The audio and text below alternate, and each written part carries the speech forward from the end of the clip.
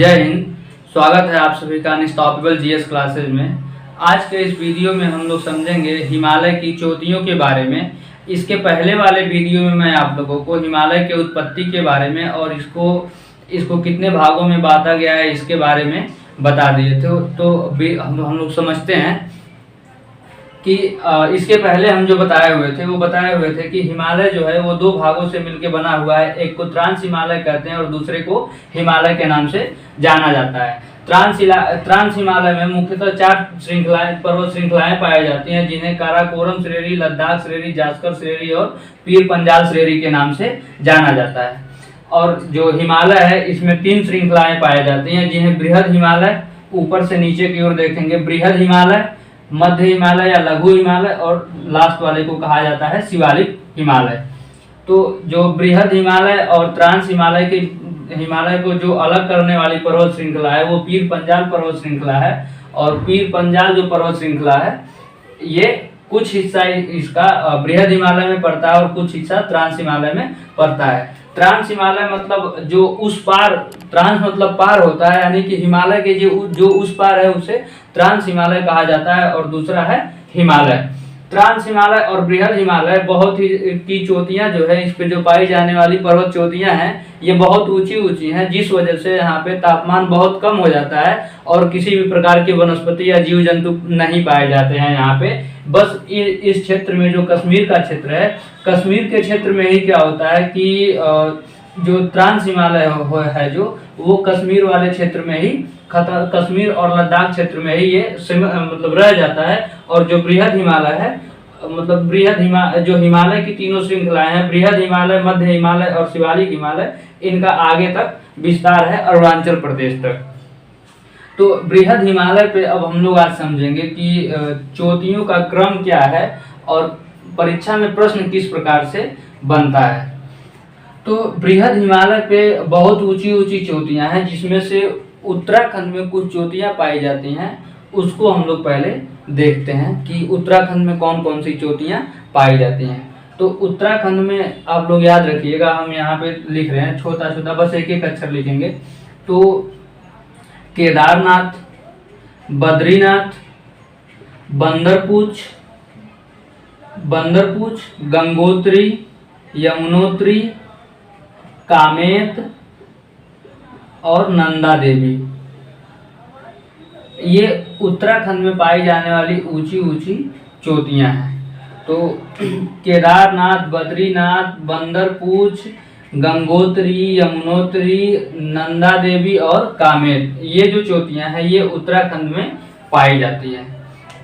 और उसके बाद जब ये बृहद हिमालय भारत से नेपाल में प्रवेश करता है तो यहाँ पे कुछ चोटियां पाई जाती हैं, जिनकी ऊंचाई ये मतलब ये वाली जो है इनसे भी कहीं ज्यादा है। यानी बृहद हिमालय की जो पर्वत श्रृंखलाएं हैं उनकी औसतन ऊंचाई जो है वो है 6100 मीटर। अब इसमें चोटियों कहेगा, परीक्षा में ये कहेगा कि 4-5 मतलब चोटियों का नाम दे देगा और कहेगा कि इसे पूरब से पश्चिम की ओर क्रम में सजाइए या फिर पश्चिम से पूरब की ओर क्रम में सजाइए। तो यहाँ पे हम लोग देख लेते हैं कि कौन कौन सा है। तो अगर कहता है कि पश्चिम से पूरब की ओर, मतलब आपको इधर जाना है। तो जब कहेगा पश्चिम से पूरब की ओर तो सबसे पहले कौन आएगा? धौलागिरी के बाद अन्नपूर्णा के बाद मनसालू के बाद एवरेस्ट के बाद मकालू, फिर कंचनजंगा और सबसे लास्ट में यहाँ पे जो पाया जाता है वो है नामचा बरवा। और जो सबसे पश्चिम में पाया जाता है बृहद हिमालय की जो सबसे पश्चिम वाली चोटी है वो है नंगा पर्वत। तो अब जब हम लोग इसको देखेंगे नंगा पर्वत से लेकर के और नामचा बरवा तक, तो अब ये जो चोटियों का क्रम है वो है क्या? नेपाल में जो चोटियों का क्रम है वो है धौलागिरी, अन्नपूर्णा, मनसालू, एवरेस्ट, मकालू और कंचनजंगा जो है ये भारत की दूसरी सबसे ऊंची चोटी है। भारत की दूसरी सबसे ऊंची चोटी कंचनजंगा है।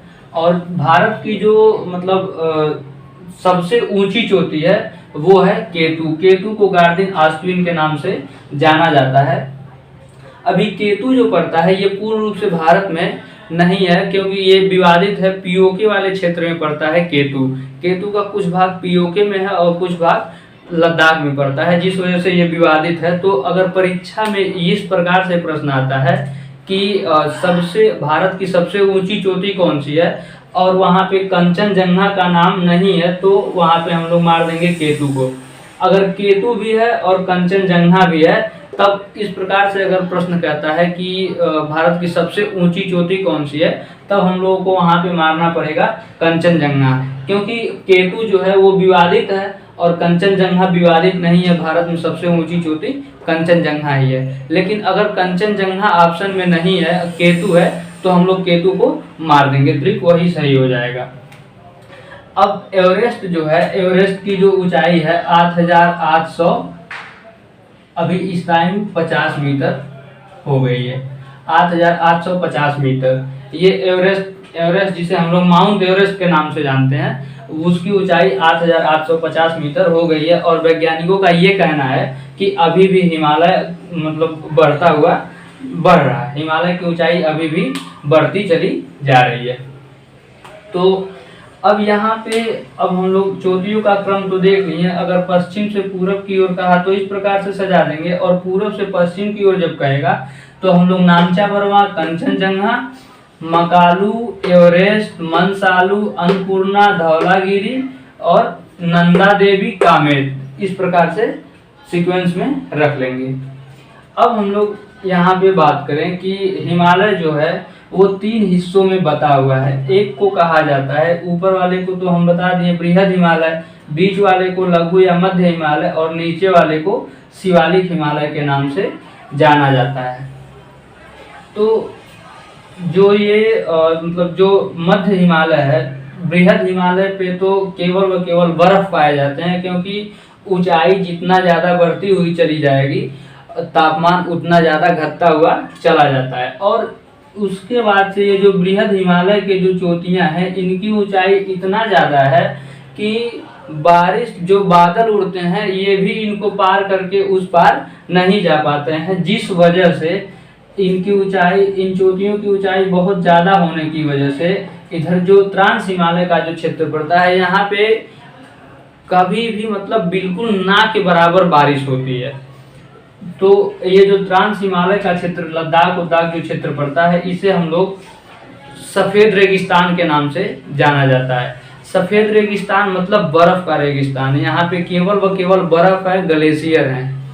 सियाचिन ग्लेशियर जो पड़ता है वो काराकोरम श्रेणी पे ही पड़ता है, जो मतलब युद्ध के लिए बहुत ही ज़्यादा प्रसिद्ध है, विश्व प्रसिद्ध है सियाचिन ग्लेशियर युद्ध के लिए। और उसके बाद से बियाफो भी जो ग्लेशियर है, ये भी काराकोरम श्रेणी पे ही पड़ता है। तो अब हम लोग देखेंगे कि जो घूमने वाला ज़्यादा, अब यहाँ पे जो काराकोरम जो ट्रांस हिमालय है, इसमें बहुत ज़्यादा बर्फ होने, बहुत ज़्यादा ठंडा होने की वजह से इधर कोई भी जीव जंतु या वनस्पति नहीं पाई जाती है। बृहद हिमालय पे भी कोई भी जीव जंतु और वनस्पति नहीं पाई जाती है। सिर्फ और सिर्फ ऊंची ऊंची चोटियां पाई जाती हैं जो सालों साल बर्फ से ढकी रहती हैं।